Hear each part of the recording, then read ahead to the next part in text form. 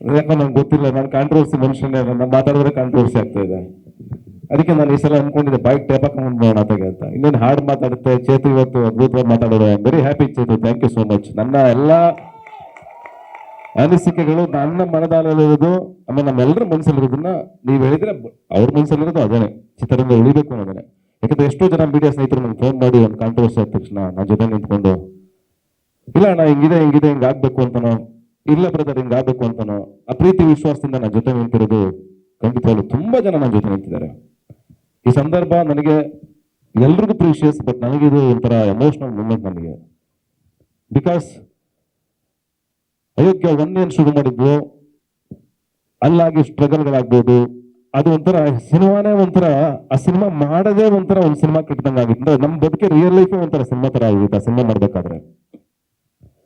Again ಅಯೋಗ್ಯ 2 ಬಂದಾಗ ನಾನು special thanks to ಮುನೇಗೌಡರಿಗೆ ಹೇಳಲೇಬೇಕು. ಬಿಕಾಸ್ ಇಷ್ಟು ದೊಡ್ಡ ಹೊರೆನ ಹೊರೋದು ಅಥವಾ ಇಷ್ಟು ದೊಡ್ಡ ಬಜೆಟ್, ಯಾಕೆಂದ್ರೆ ಇದರಲ್ಲಿ ಏನಂದ್ರೆ ನಿಮಗೆ ಆರ್ಟಿಸ್ಟ್ಗಳು ತುಂಬಿದ್ದಾರೆ. ರವಿಶಂಕರ್ ಆಗ್ಬೋದು, ರಚಿತಾರಾಮ್ ಅವ್ರು ಆಗ್ಬೋದು, ಈ ಕಡೆ ಗಿರಿ, KR ಪೇಟೆ, ಸಾಧು ಕೋಕಿಲ್ ಅವರು, ಇನ್ನೂ ಹೊಸ ಆರ್ಟಿಸ್ಟ್ಗಳು ಎಂಟ್ರಿ ಆಗಿದ್ದಾರೆ ಸ್ಪೆಷಲ್ ಆಗಿ.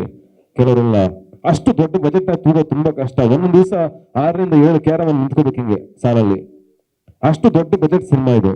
ಅದನ್ನೆಲ್ಲ ಹೊರಗಳು ಹೊತ್ಕೊಂಡು ಒಬ್ಬ ಅಣ್ಣನ ಸ್ಥಾನದಲ್ಲಿ ನಿಂತ್ಕೊಂಡು ನಮ್ಮ ಜೊತೆಗೆ ಸಣ್ಣ ಪುಟ್ಟ ಜಗಳಗಳು, ಮನಸ್ತಾಪಗಳು ಏನೇ ಇದ್ರು ಎಲ್ಲ ನೆಗಲ ಮೇಲೆ ಹಾಕೊಂಡು ಹೊತ್ಕೊಂಡು ಬಂದು ಈ ಸಿನಿಮಾ ಚೆನ್ನಾಗುತ್ತೆ ಸರ್, ನಂಬಿ ನಂಬಿ ನಂಬಿ ನಂಬಿ ನಂಬಿ ಅಂತ ನಾವು ಹೇಳ್ತಾನೆ ಇದ್ವಿ ಪ್ರತಿ ಸಲ, ನಂಬಿ ಸರ್ ನಮ್ಮನ್ನ ಅಂತ. ಆ ನಂಬಿಕೆನ ನಾನು ಒಂದ್ ದಿವಸ ಇನ್ನ ರಿರೆಕಾರ್ಡಿಂಗ್ ಆಗಿರಲಿಲ್ಲ cinema, dubbing, thank you dubbing, ಅವನೇನು ಪಾಪ ಎಮೋಷನಲ್ ಆಗಿದ್ದಾನೆ ನಂತರ, ಇರ್ಲಿ. ಆ ತರದವರೇ ನಮ್ಮನ್ನು ಉಳಿಸಿರೋದು, ಆ ತರ ಎಮೋಷನಲ್ ಆದವರೇ ನಮ್ಮನ್ನು ಉಳಿಸಿರೋದು. ನಾವು ಇವತ್ತು ಕೂತಿರೋ ಕಾರಣ ಅವರೇನೆ. ಹಂಗಾಗಿ ಥ್ಯಾಂಕ್ ಯು ಸೋ ಮಚ್. ಅವ್ರಿಗೇನ್ ಬರುತ್ತೆ ಪಾಪ ನಾವು ಗೆದ್ರೆ, ಅವ್ರಿಗೊಂದು ಸಂತೋಷ ಅಷ್ಟೇ. Thank you, I love you all. ನಮ್ಮನ್ನು ನೋಡ್ತಾ ಖುಷಿ ಪಡ್ತಾ ಬಂದಿರೋ, ಯಾವಾಗಲೂ ನಮ್ಮನ್ನು ಬೆಂತಡ್ತಾ ಬಂದಿರೋರು. Thank you so much. ಹಾಗೆ ನಾನು ಹೇಳ್ತಾ ಇದ್ದೆ, ಸಿನಿಮಾನ ನಾವು ಫೈನಲಿ ಒಂದು ದಿವಸ ತಗೊಂಡೋಗ್ಬಿಟ್ಟು ರಿರೆಕಾರ್ಡಿಂಗ್ ಆಗಿರಲಿಲ್ಲ, ಡಬ್ಬಿಂಗ್ ಆಗಿರಲಿಲ್ಲ, ಏನು ಕೇಳಿಸ್ತಾನೆ ಇರಲಿಲ್ಲ ಸಿನಿಮಾ, ಸರಿಯಾಗಿ ಅರಾಬರ ಕೇಳಿಸ್ತಾ ಇತ್ತು. ಇಲ್ಲಿ ನಮ್ಮ ಪ್ರದೀಪ್ ಮತ್ತೆ ದೇವರಾಜು ಇಬ್ಬರು ಕೂತಿದ್ದಾರೆ, thank you so much.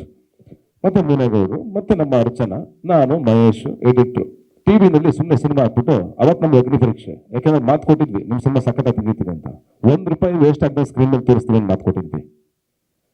ನನಗೊಳಗಡೆ nervous ಇತ್ತು ಸೀರಿಯಸ್ಲಿ, ಏನಾಗಿದೆಯೋ ಹೆಂಗಾಗಿದೆಯೋ ಸಿನಿಮಾ. ಯಾಕಂದ್ರೆ ನಾ ಫಸ್ಟ್ ಕಟ್ ನೋಡ್ತಾ ಇದ್ದೀನಿ, ಒಳಗಡೆ ಒಂದು ಭಯ ಇತ್ತು ನನಗೆ.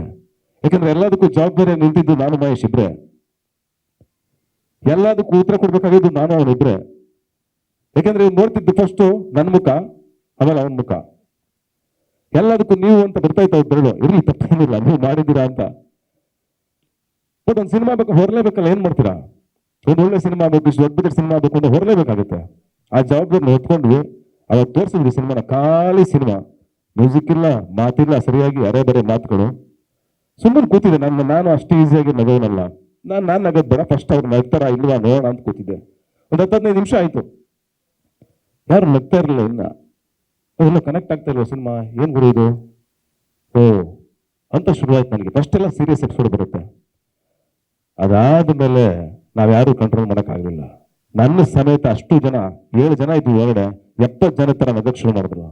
ಸಿನಿಮಾ ಮುಗೀತು, ಮುಗಿದಿದ್ದೆ ಗೊತ್ತಾಗ್ಲಿಲ್ಲ.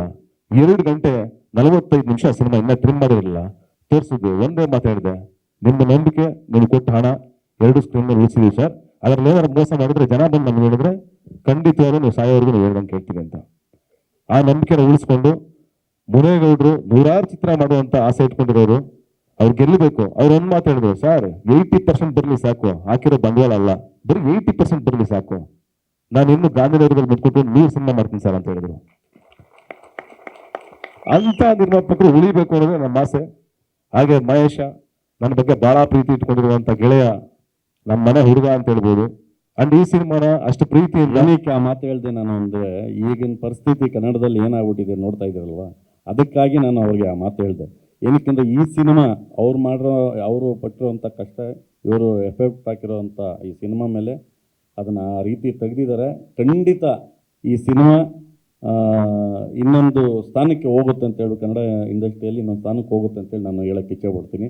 ಇವರು ಇನ್ನೊಂದು ಮಟ್ಟಕ್ಕೆ ಬೆಳೀತಾರೆ ಇಬ್ಬರು ಅಂತ ಹೇಳ್ಬಿಟ್ಟು ನಾನು ಹೇಳಕ್ಕೆ ಇಚ್ಛೆ ಪಡ್ತೀನಿ ಈ ಸಿನಿಮಾಯಿಂದ. Thank you sir. ಕ್ಷಣ ಕ್ಷಣದ ಸುದ್ದಿಗಳಿಗಾಗಿ ಫ್ರೀಡಂ ಟಿವಿ ಸಬ್ಸ್ಕ್ರೈಬ್ ಮಾಡಿ, ಲೈಕ್ ಮಾಡಿ ಹಾಗೂ ಫಾಲೋ ಮಾಡಿ. ಹೊಸ ಸುದ್ದಿಗಳ ನೋಟಿಫಿಕೇಶನ್ಗಾಗಿ ಬೆಲ್ ಐಕಾನ್ ಮೇಲೆ ಕ್ಲಿಕ್ ಮಾಡಿ.